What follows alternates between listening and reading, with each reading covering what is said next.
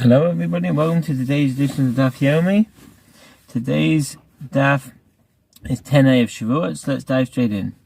And through this additional the goats of the festivals are juxtaposed with the goats of the new moons, indicating that just as the goats of the new moons atone for a case involving sacrificial food, i.e. when a richly pure person partook of richly impure sacrificial food, so too the goats of the festivals atone for a similar case involving sacrificial food, i.e.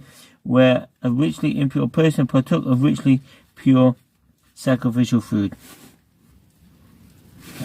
What does that mean? The Milsa the Kodesh. The early commentaries know that the Gemara derives only the case of a richly impure person who defiles sacrificial food by partaking of it. The source for the case of a richly impure person who defiles the temple by entering it remains unclear.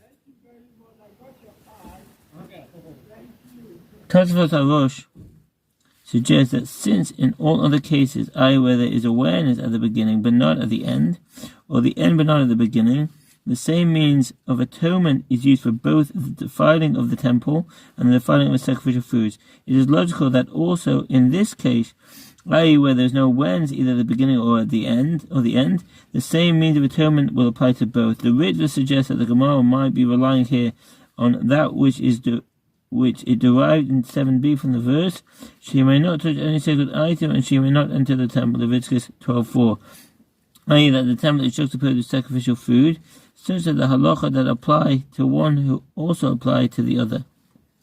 Alternatively, liability for defiling the temple is based on the verbal analogy that the Gemara drew in 7a between the passage of the sliding scale offering and the red heifer. And if you would say, let the goats of the festivals atone for that which the goats of the new moon are sacrificed, that is not possible. Didn't we say above that the verse states with regard to the goat of the new moon, and he gave it to you to bear the sin of the congregation, which indicates that it bears, i.e. atones for, that sin, but another does not bear that sin.